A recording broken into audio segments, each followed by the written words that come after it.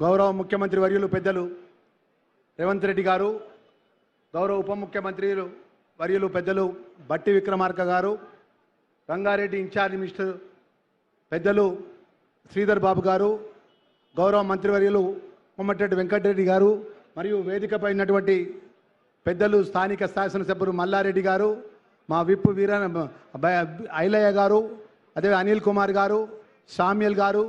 లక్ష్మీకాంతం గారు, అదేవిధంగా వేదికపై గౌరవ శాసనసభ్యులు, వివిధ హోదాలో ఉన్నటువంటి పెద్దలు, అధికారులు, ముందు కూర్చున్నటువంటి మా మిత్రులందరికీ కూడా, ముఖ్యంగా అందశ్రీ ఒక మహా గాయకుడు, మహాకవి, తెలంగాణ యొక్క గొప్పతనాన్ని, తెలంగాణ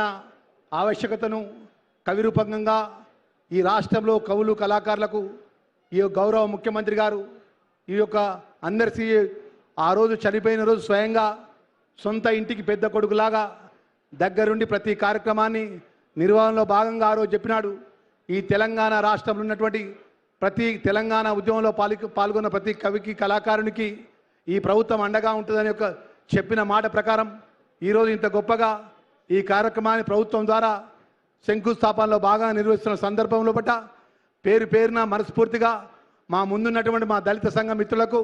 వివిధ హోదాలో ఉన్నటువంటి మా మిత్రులందరికీ కూడా వారి పక్షాన, ఈ రాష్ట్ర తెలంగాణ ప్రజల పక్షాన,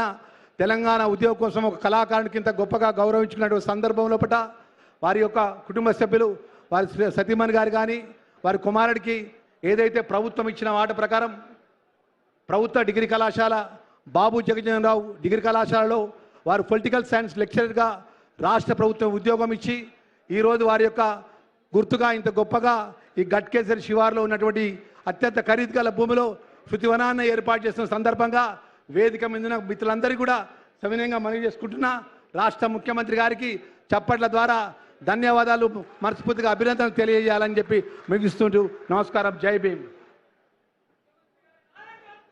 గౌరవనీయులైన మంత్రివర్యులు అడ్లు లక్ష్మణ్ కుమార్ గారికి నమస్సులతో, మొన్న రైతు ఆశీర్వాద సభ, నిన్న ఉద్యోగులు సిబ్బంది లక్షలాది ఆరోగ్య భరోసా ఇచ్చే ఉద్యోగుల ఒక భరోసా అభినందన ఆశీర్వాద సభ, ఇలా సంక్షేమానికి అభివృద్ధికి చిరునామాగా ప్రభుత్వ మార్గదర్శనం చేస్తున్న ఆనరబుల్ డిప్యూటీ సీఎం ఆర్థిక శక్తి వనరుల శాఖ మంత్రులు మల్లు భట్టి విక్రమార్క గారి సందేశం.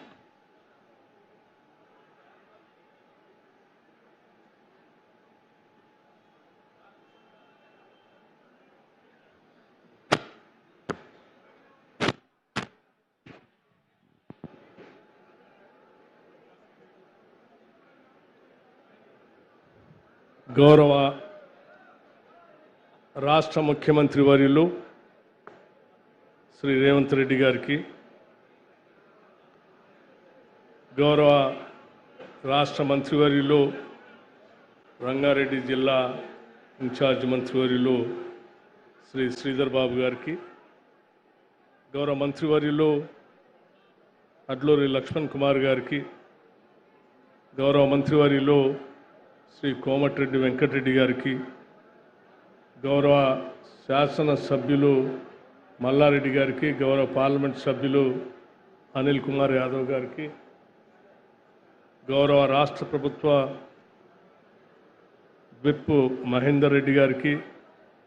గౌరవ రాష్ట్ర ప్రభుత్వ సలహాదారులు శ్రీ సుదర్శన్ రెడ్డి గారికి, గౌరవ శాసన మండలి సభ్యులు మిత్రుడు అద్దంకి దయాకర్ గారికి, వేదిక మీద ఉన్నటువంటి ఇతర పెద్దలకి, ముందున్నటువంటి ఇతర ప్రజాప్రతినిధులకి, కార్యక్రమానికి ఇక్కడ విచ్చేసినటువంటి అనేక మంది ప్రజాకవి అందశ్రీ గారి అభిమానులకి అందరికి కూడా ముందుగా నా హృదయపూర్వకమైనటువంటి నమస్కారాలు. ప్రజాకవి శ్రీ అందశ్రీ దివంగతులైన రోజే ఈ రాష్ట్ర ముఖ్యమంత్రి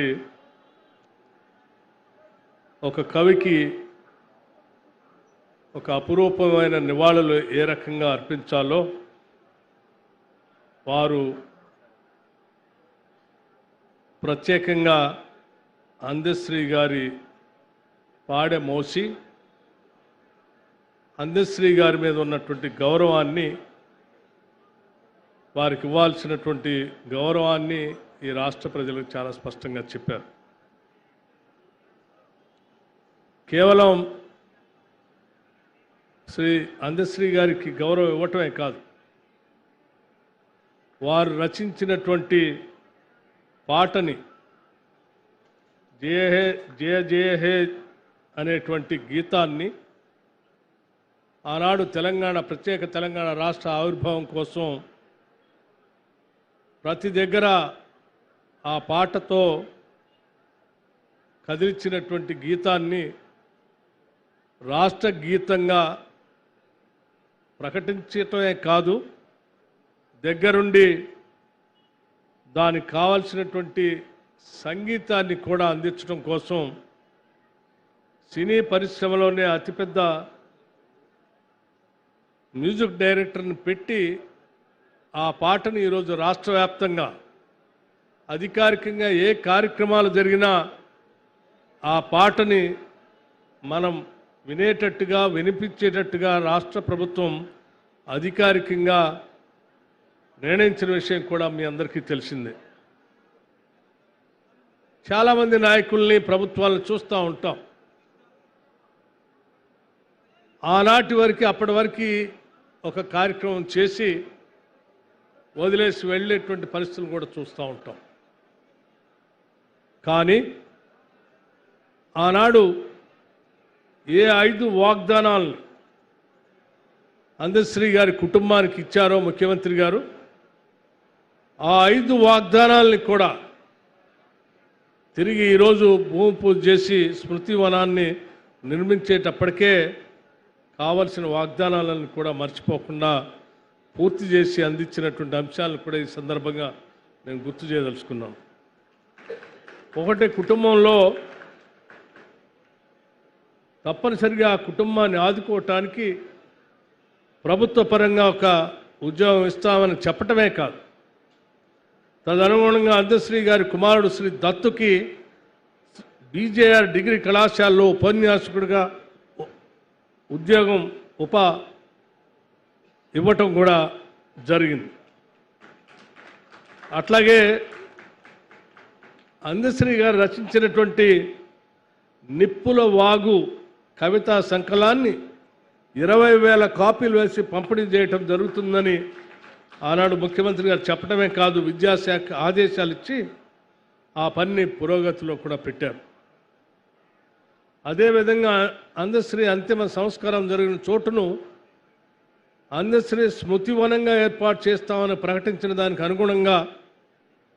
అందశ్రీ జయంతి రోజు 17/7/2026 రోజున ముఖ్యమంత్రి గారు భూమి పూజ చేసి ఈరోజు పునాది రాయి వేస్తూ ఉన్నారు. అందశ్రీకి పద్మశ్రీ అవార్డు ఇవ్వవలసిందిగా కేంద్ర ప్రభుత్వానికి సిఫార్సు చేస్తామన్న వాగ్దానానికి అనుగుణంగా ఈరోజు